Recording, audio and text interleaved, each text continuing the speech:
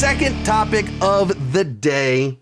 Report coming out from the Wrap saying, insiders are saying that as for now, Kraven the Hunter, sit down, grab a box of Kleenex. I know there's going to be a lot of upset people in the chat. Kraven the Hunter appears to be the end of the Spider-Man-less Spider-Man universe. It is the end of the Spider-Man villain universe, at least for now. So this report once again came out over the last 24 hours saying that essentially what the report said was Sony's plan currently after Kraven is it's all about Spider-Man. So, of course, we've got Spider-Man 4, and then we have Beyond the Spider-Verse, and then we have Spider-Noir. 3 overt Spider-Man projects. That's the focus. That's where they're headed.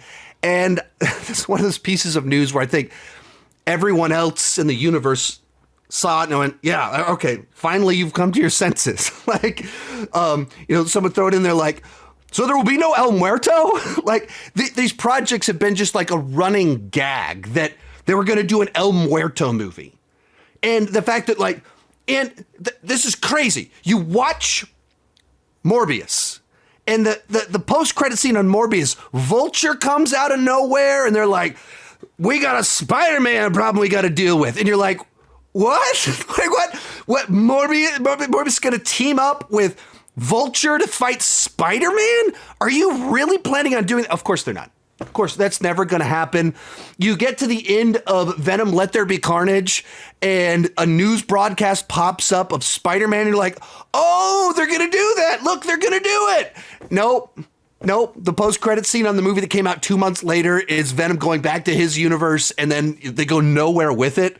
So it's like the weirdest, biggest tease of a franchise that has ever existed. It's literally has Spider-Man in the name of the continuity or whatever, and he's not in any of the movies. They kept doing the weirdest and the dumbest teases ever. Like, we gotta get Spider-Man. Oh, Spider-Man, I hate this guy. Let's warp over to his world. Or, Madam Web. For the 5 of you who have seen the movie, they even do this play around deal where, Mother Parker's pregnant with Peter and they're like, what do you think we should name him? And everyone in the audience is just rolling their eyes like, yeah, we get it. That's Peter Parker's mom. Yes, we get it. She's pregnant with Spider-Man. No one cares about whatever this is supposed to be. Supposedly, the original plot line for Madam Web was basically the Terminator, where the villain isn't trying to kill all of the Spider-Man side characters that no one cares about. The villain is trying to kill pregnant Mama Parker, pregnant with Peter Parker.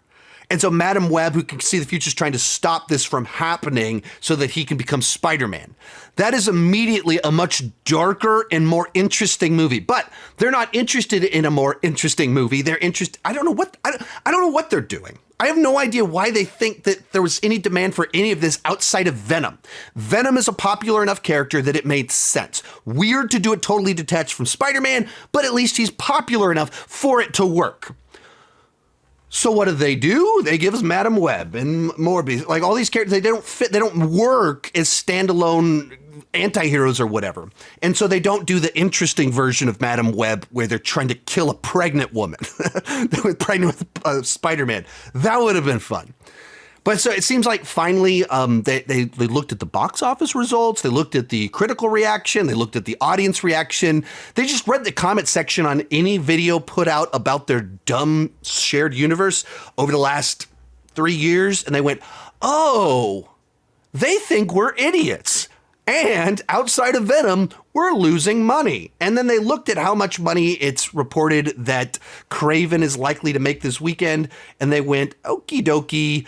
Let's make this the end. Maybe it'll surprise us, but as for now, this was a really weird, utter failure of an experiment right here. Let's move on. We'll do anything else besides this because this did not work. And to the surprise of no one, because it was always a really bad idea. And always a very cynical idea. The idea that we're doing a Spider-Man universe without Spider-Man, and it's just because you control the rights to Spider-Man. Going back to late 90s, Marvel was just trying to make money wherever possible, so they were selling the rights wherever they could. And so for chump change, Sony bought the rights to make the Spider-Man characters into movies, and therefore they've had the rights for almost 30 years now, and it makes them a ton of money for the Spider-Man movies. And they're trying to exploit it. They're just trying to, like, in the truest sense, like, milk it for every last drop. And they're realizing pretty quickly, oh, people like Spider-Man villains as Spider-Man villains, not as standalone characters outside of Venom. And they've been trying to, like, the history of all the projects they've tried to do over the last 15 years that were these spin-offs, it's just insane. Just insane bad decision-making. The sort of thing that they could randomly take any 10 of us that are watching right now we have over 200 people watching, any 10 of us, put us in a room and say, hey guys, do you want an El Muerto movie? Like, do you think that El Muerto movie? Do you want that? And we all go, what? No, that is not commercially viable. That is not something with broad commercial appeal. Just because it is some way associated with Spider-Man does not mean people will watch it. If you think he's a great villain, just make him the villain in a Spider-Man movie. But if you don't think he's a good enough villain to put in a Spider-Man movie, he's probably not a good enough character to carry his own movie. Just the common sense to this, that just stop and think about it and you go, oh, this makes absolutely no sense. We don't think that these characters will work in a Spider-Man movie, but we think they'll work on their own as anti-heroes? Nonsense. Utter nonsense. This is an important statement. Who is El Muerto? Exactly. Who is El Muerto? No normal person knows in the general public. The comic reads, I'm sure if you're using the Spider-Man, you know, normal people don't know who El Muerto is, and they don't know he's connected to Spider-Man. So the idea of doing a Spider-Man movie without Spider-Man based on El Muerto because of his connections to Spider-Man is insane. It's just like, it's a movie business malpractice levels of insanity and flushing money down the drain. There was one of these that I think we all wanted. It was Aunt May the movie. And unfortunately now we will not be getting Aunt May the movie, at least for now. Maybe that's what the new universe is. Like, it's like centered around her. She's the Nick Fury of this Spider-Man universe. It's not about the villains anymore. It's about every other stupid side character in the Spider-Man universe.